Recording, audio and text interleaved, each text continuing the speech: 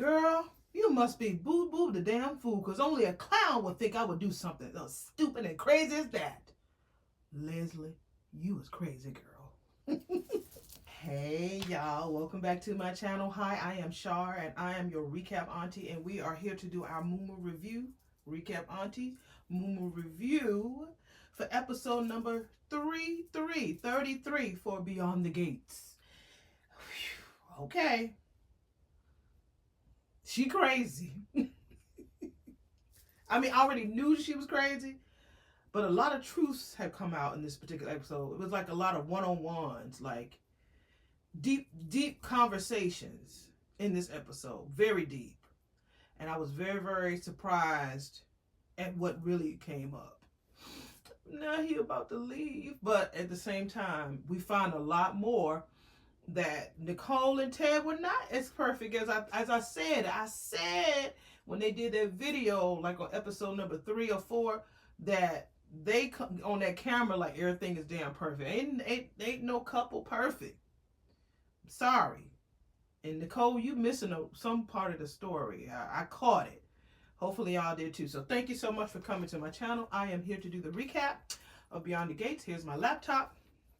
And we will start with Samantha checking with Chelsea, telling her that she need to come on by and talk to her about her career, since both dads took Tyrell to play chess tonight.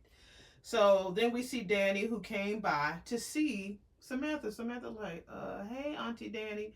So Danny tells her that since she wants to get started, and who will be the best person to give her the best guidance. I mean, your pappy came by and talked to me at the country club, and I could tell that he was a little shaky, a little scared. So I wanted to come over here, and offer my advice and get you started. So Samantha was like, okay, thank you. I was like, damn, Sam, you really was faking. So then Chelsea comes in. And so Danny was like, what you doing here, girl? So Danny tells her that she found out that Samantha wants to follow in the same footsteps and needs a manager. And so Danny was like, I'm going to guess that's the same reason why you here. And Chelsea was like, well, yeah. Samantha called me earlier, and Danny says to ask you to be her manager, huh? So Danny was like, well, you don't need 2 managers. And Chelsea agrees. Since she's been so busy with her 2 companies, and Danny has all of the managing career experience, she should help her. I mean, I think Danny would help. I think Danny will be tough on her with her eating and everything. But yeah, I think Danny can be a little anal when it comes to stuff like that. So Danny invites her to the modeling setup. Remember, she did the little fashion try-on dress at their house. That's a little model setup that Danny created for Chelsea. It's like a guest home. So she said, you better come on by. And like, Samantha was like, yeah, that was a vibe. We really had a good time when we was doing that. So she invited her over. So Samantha seems real hesitant, but she goes anyway. So they make it over to Danny's model setup house. And Danny is in her takeover mode. She goes to the house for snacks, because then Samantha tells Chelsea, like, Danny is very, generous with her time, but I want you. I don't want Auntie Danny. So Chelsea tells her not to worry. Her mom is in her momager manager mode. Leave her to me. So Danny takes Chelsea through a shitload, like I said, a shitload of all of these tests. I mean, these lists of things that if she's going to manage her, this is what she needs to do. And if you're going to manage her, it was so many, I just didn't feel like listening. So Chelsea tells her mom, like, Mom. So Danny took the hint. She was like, oh, shit, I'm doing it again, right? And so Chelsea was like, yeah. So the hospital scene, nurse boss Shanice, we know we love her, is on the phone gossiping about the fashion show. Girl, it was so much fun. It was a good time. I heard it was good. But then, girl, guess what? Danny got the boot from the from the board. How in the world she know that? Whoever was on the other line said, girl, how in the world you find out all about this shit? She was like, because I'm nosy. I'm like, girl, you really are. I don't know how in the world you found out about it. So Eva, she was like, so this is how the great transition that they said. Shanice was on the phone. She said, yeah, girl, Danny around here getting fired when she should be getting her flowers, right? So we see some flowers land on the desk right at the same time as Shanice said the words, and it was Eva. Eva was there to drop off some flowers to Laura from Nicole. So Shanice asked her, how is it going? And Eva was like, it's going great. I mean, I know that Laura's getting better, but, Nicole has really been the best for her. So Eva says, ask Shanice, how's it going with Laura? So Shanice quickly shut that shit down. She was like, I can't talk to nobody outside the family about a patient's care. So Eva says, I'm sure that Dr. Richardson wants details. And so Shanice was like, well, don't you work with Mona? That's the thick, heavyset lady. Her name is Mona, if I can remember her name, Mona. Don't you think, don't you work with Mona, Laura's friend? She knows everything. And while you're at it, ask her, does she know anything about Laura's new nurse? So Eva was like, new nurse? I didn't realize there was a new nurse on duty. So Nicole might want to talk to her, to thank her for caring for Laura. So all the while, Shanice is inspecting the flowers. So Shanice says, I don't know much about her. She just transferred from Provident Medical a few days ago, just in passing. So Eva was like, what's her name? Maybe I'll look her up. And Shanice was like, girl, why is you asking me all these questions about this nurse? So Eva says, if she treated Laura, I mean, Nicole might want to send her flowers too to thank her. If I could just give me her name. Shanice was like, I don't know her. So Eva was like, what she look like? Maybe I could track her down. Shanice was like, next you'll be asking me for all of the nurses' employment files. Have anyone ever told you, girl, how nosy you are? I said, ain't that the pot calling the kettle black?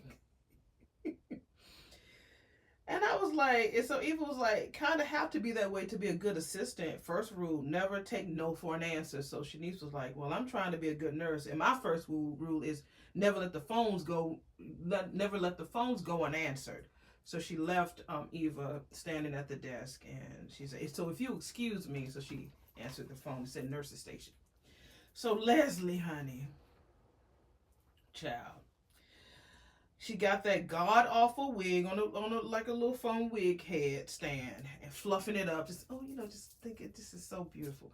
So she goes back into her memory about how she put that damn potassium into Laura's IV bag, and she smiles, and then she pulls out the potassium, and she still got the needle, the syringe, and the bottle that the potassium's in. And she says, it's amazing, no, cheeks. It's amazing what a little potassium will do. Say, girl, you crazy, girl. What's her name? I can't remember. Every time I say something, I'm like, oh, forget. Trisha. I think that's her name, Trisha. Trisha, girl, you be doing that. So Leslie sees the official anniversary invitation for Ted and Nicole's party. She reads it out loud. You are cordially invited to celebrate the wedding anniversary of Ted and Nicole Richardson. Please RSVP to Eva Thomas. Good job on the invitations, little Eva. You are good at your job. Oh, but no gifts. Please. I was like, okay, I have the perfect gift for the sappy couple. As we see her hugging the picture of her and Eva in the background. She's like, sappy couple. I was like, girl. So Eva comes home and she sees Leslie wearing that old hideous wig. So Eva asks her, is this a new look or something? So Leslie's like, what? And so Eva was like, I've seen you in disguise before. So Leslie says, when Ted got that asshole to fire me, it's no big deal. I wear these get-ups to help get me more information. I might not know a lot, but I know people. And people will talk to strangers, honey, before they even talk to people they know. And she was not lying. I will go to a store and talk to 10 strangers before I pick up the phone and call a friend. It's the truth. Ain't that something? We feel like we are intruding on people when we are when we know them. Even if it's a family member, a close friend, a bestie, we will not pick up their phone. But when it's a stranger, honey, we be like, yes, girl, who did your hair? Oh my God, you cute. Offer compliments, salutations, love, hugs, all of that. Arguments. It's crazy. She said, mm-hmm. So Eva said, for real? So Leslie says, sure. And this will also help me get information that we need to move our plan forward. And it's fun too. I bet I could be an actress. It's like playing pretend. I was like, girl, you said a mouthful. So Eva says, so is that why you were at the hospital impersonating the nurse? Playing pretend? And Leslie's like, impersonating a nurse? Have you lost your mind, child? Eva was like, I was talking to Shanice Johnson earlier. It's like, Leslie's like, who is that? So Eva says, a nurse at the hospital. So Leslie says, why are you talking to her? So Eva says, I was delivering flowers for Nicole. And Leslie's like, oh, that bitch. She can't stand Nicole. And we started making some small talk, and I asked her about Laura's condition. So she mentioned about some new nurse who came in a couple of days ago, which was when Laura took a turn for the worse. So Leslie says, so you think it was me? It was me, child? And so Eva was like, was it, Mama? So Leslie said, yeah, I did it. Sure. You got it. Your mama is a complete psychopath. Come on, little girl. Come on, tell me how I did it. So Eva was like, look, Mom, I wasn't accusing you. I don't know how you did it. Look, okay? So Leslie's like, oh, let me see. I hopped on my motorcycle, and then I ran Laura off the road, and now I dress up like a nurse. And I'm trying to off her. Who are you, child? And so Eva was like, I was just asking, Mama. She said, and then Leslie's like, you must be boo-boo the damn fool, because only a clown would think I would do something like that. She said, you think I am around here trying to be a killer while you're around here running errands for Nicole Richardson? Eva was like, I never said that you were trying to kill anybody, Mama. Leslie was like, it was deeply implied, Eva. So Eva said, I wouldn't even know, Nicole, if you hadn't pushed me to get that damn job. So Leslie's like, I had to push you. I always push you to do more, to be more, to want more. So Eva was like, more for you, not for me, for you, Mama, for you. So Leslie was like, oh, I'm sorry. Am I the bad guy here? You're just above it, yes. You should be grateful, little girl, that I have done so much for your ass. So Eva was like, oh, now here comes the guilt trip. The guilt trip starts. So Leslie says, oh, you think it's easy being a single mother, huh? And Eva was like, stop lying. Stop trying to be a martyr, Mama. You were not a single mother. Alan was there. She said, ha!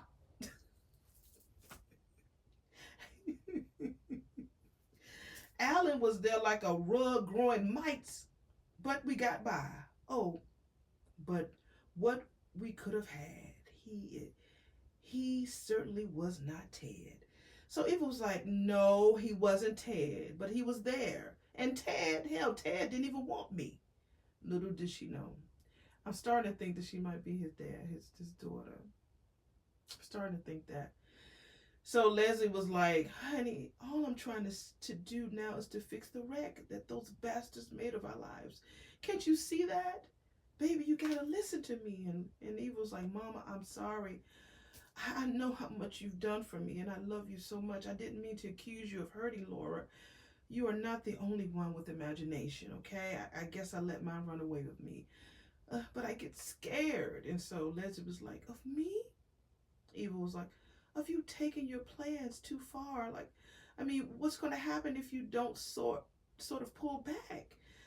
Just a little bit. And so Leslie's like, if the day comes, if I get so far out on a limb that I can't come back, I trust. No, honey, I know that you will catch me. I said, girl, you better say your lines. And then they hug. And then I feel like Andre recorded that conversation between Nurse Lulu, aka Leslie, and Shanice, but we haven't seen it yet. So Andre is looking at the video that he did with Nicole, and Andre asks her in the video if there was a time that the counselor needed counseling. I mean, she's a psychiatrist. So Nicole, she says there were 3 times she needed it. The first was to her first miscarriage. Then the third was when she lost a patient. It was hard for her. She was looking for Ted and couldn't find his ass. And so Ted walks in, overhears the video. I'm like, what's number 2, Nicole? What's number two? Maybe I missed it. Maybe you could tell me what it was. So Ted asked if that piece about Nicole will be added. He was like, nope, it's just going to be on the editing floor. So Ted sees the phone ring. He answers, and of course it's Leslie on the other line calling him. But she wasn't saying anything. He's like, hello, fuck is here? What's going on? So she's so speechless, so he hung up. So they watched the video of Nicole telling a story about when Martin was sick and she took him to the hospital. Ted got there 4 hours later. He was stuck in an accident on the Beltway. I wonder, was that number two? The first was a miscarriage. Maybe number two was when Martin was sick, and then number three was when she lost the patient. So she says after she got pregnant with Kat, Ted was more present than ever. So the phone rings again.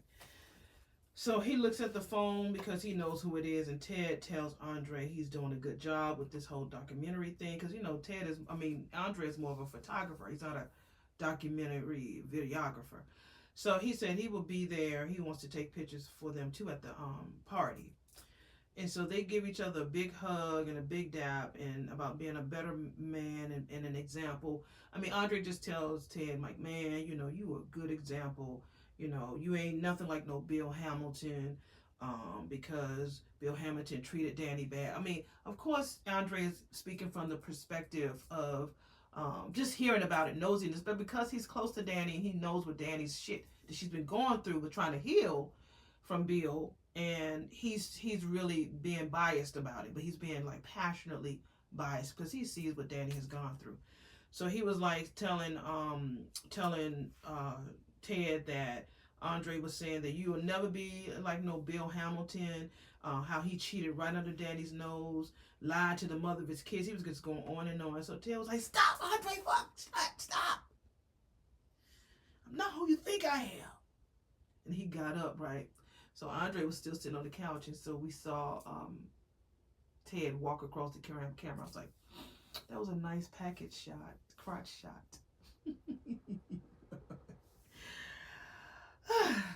Okay, so Ted feels that Andre is giving him way too much credit to be the man that he would want to be. He appreciates that all that Andre says about him, but you know what? You dead wrong with what you're saying about what you think I am.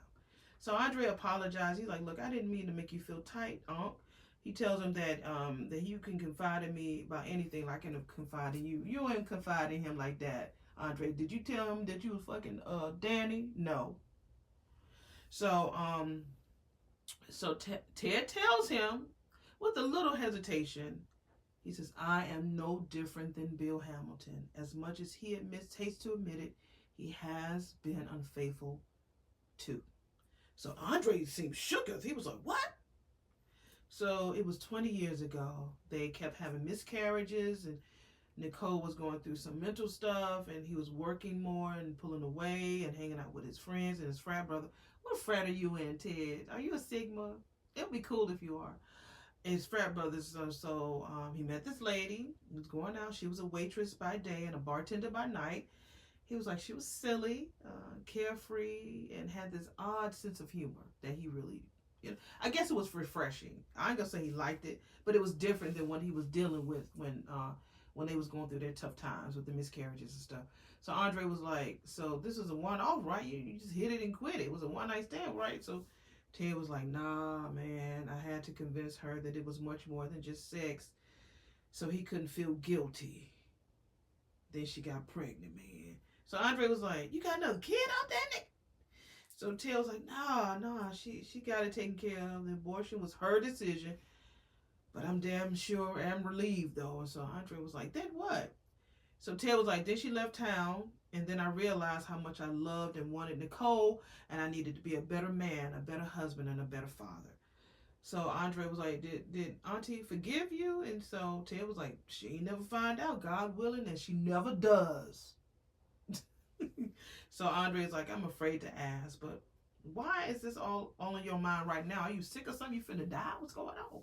So Ted was like, nah, nothing like that. I'm just seeing that video, the pain that I put my family through. Man, that bitch Dana, that's her name, man. The woman, she popped up in town out of the blue. He's like, what? So she's in town? Oh. He was like, nah, 50 grand. I paid her 50 stacks to leave. Ted tells him everything. He says that what he thought was quirky about her was more so her being unstable. And I was like, yes, you got that right. She showed up at Nicole's job pretending to be suicidal, and then she came to the award ceremony dressed as a waitstaff. Every time he said, I saw her ass, she would just escalate it to another level. She had to pay, he had to pay her off. He had to. He just don't know what that bitch is capable of. So Ted thanks Andre for listening, and having someone else know about his secret is like a weight being lifted off his shoulders. I was like, that's all right, Ted. I can rub your shoulders, baby. So they talk about maybe telling Nicole now, but with the wedding party coming up, it would be tough. So they decide to not do that. So he tells Andre that he's the best nephew and a good friend too, and Ted tells, yeah. So Andre leaves. Andre, was very proud that he shared it with him. He's still a little shocked that Ted fucked around on Nicole, but nobody's perfect. So Ted calls Nicole, and he wants to make her his yummy martinis and his signature back rubs. I was like, I'll take a back rub, Ted. He said he'll be home soon. So as he leaves, the phone rings again, and it's that fucking Leslie calling him again. And she looks at his picture with the invitation at the phone. Damn it, Ted, I will not be ignored. I'm like, she sounded like Fatal Attraction. I would not be ignored, Dad. He didn't ignore you. I mean, he answered the phone earlier, child, but you choked. You didn't want to say shit. So she hangs up and she looks at the invitation again. It's like, see you at the party. So I was like, he didn't ignore you. He picked up the phone earlier, but you didn't say shit. You didn't say a word. So you really are unstable, like he says. I'm like, what happened to her stable mind, if she ever been that way? And what really happened to what's his name, Alan? What happened to Alan? What happened? I feel like you did something to Alan. Okay, so the casino, Dougie. Dougie's at the casino, winning. I thought he had his shirt was gone, but half his shirt was there. He went in, and so we see Joey peering in the background. Randy comes in, and from the back, he always comes from these doors somewhere, and he's watching too.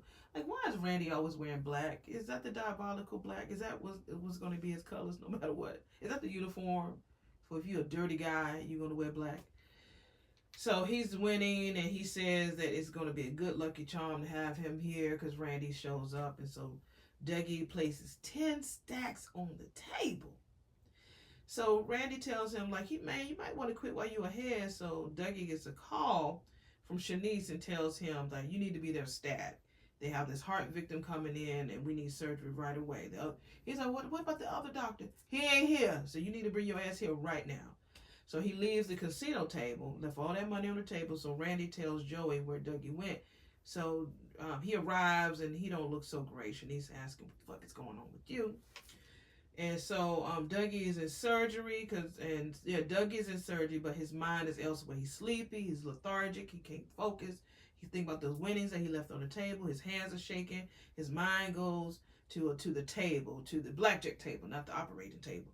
So Shanice notices, I think that was her standing beside him because they had on masks. So the patient blood pressure is dropping. The vitals are not good. So Dougie asked the other doctor, or the other surgeon in the room, if he could take over. And the surgeon says yes.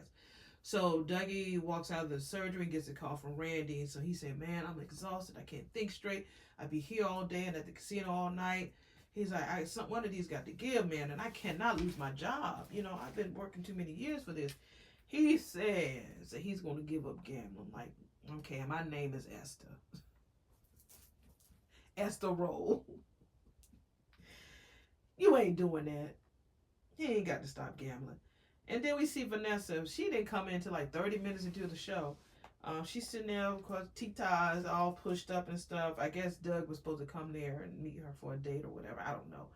So while she's there, she gets a text from Diego. He's like, you up? And so she was like, my bedtime's a few hours later than this, boo. He was like, is that a yes? So right before she answers him, she sees Joey come in to the bar, and in response to Diego was like, sorry, no, I'm busy. So she was meeting there with Doug, like I said. However, he got called into the emergency surgery.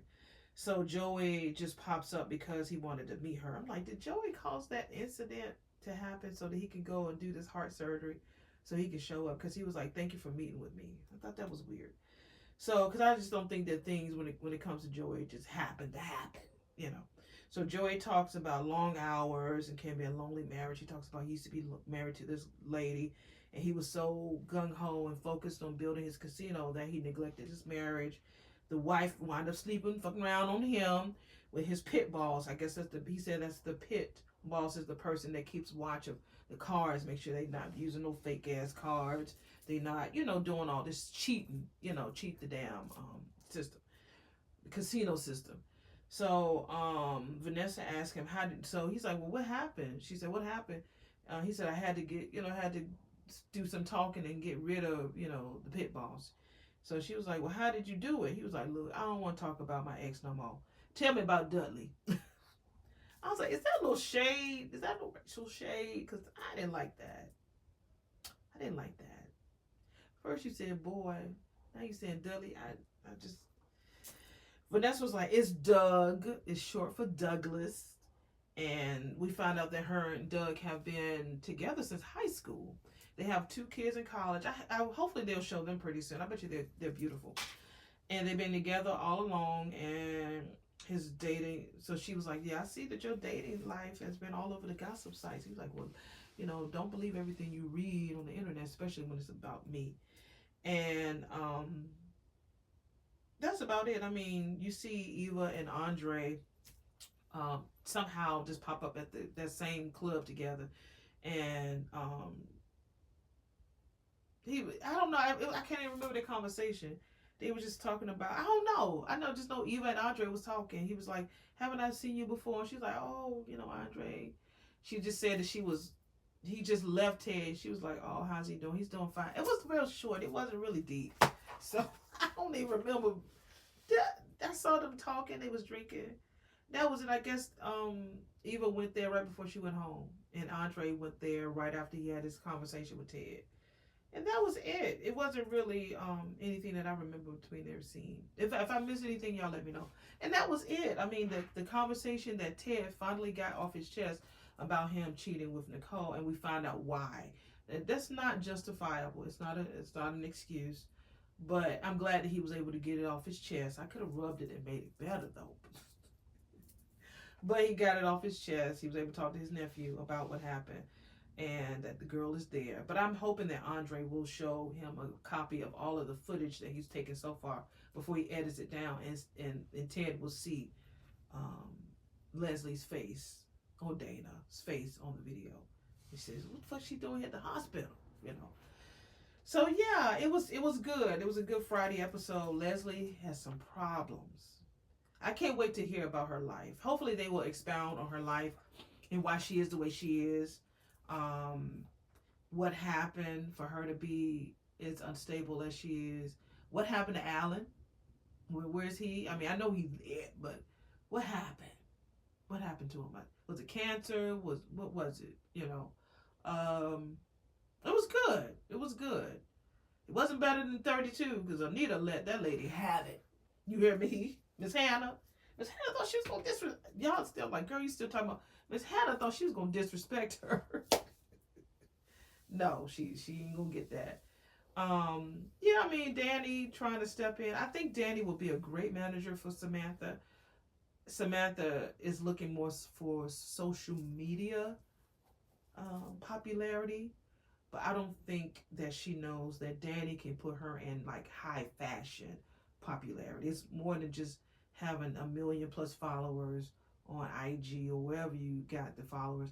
I don't think that she understands. I think that's why she wants Chelsea. Chelsea ain't gonna have time to help that girl. Chelsea's not a manager. Yes, she knows all the ins and outs of the world, but she's not gonna be a good enough manager because she won't be there because her mind is on her product. I think if they work together, it'll help her. Not to necessarily have 2 managers, but Chelsea can be a mentor. Danny can be a manager. Danny needs something to keep herself busy because they're already going to create that whole foundation for her, so she'll be busy. But hopefully Danny will take it. Hopefully she will. They'll at least keep her busy. Okay, I think I rambled on enough. That was a good episode. I'm really happy that I'm kind of sort of caught up. Again, it's been a busy week. Last week was busy. But like I said, consistency is key. I might not be every day, but I'm gonna get every episode. So, still haven't finished the other show yet. I'm gonna have to do that one day. I just gotta binge watch it and do what I need to do with this other show because I really heard it was a good show and they got a renewal. So I want to see it. So, but y'all have a good one. Happy day to you. Remember, we got this. You got it. See, right there. You got this. You do. No matter what's going on in the world, it's hard. But as long as you're inhaling and exhaling, you can make it right. Okay? All right. Well, I will see y'all in the next video. Whenever that is, you already know. And I will talk to you later. Bye.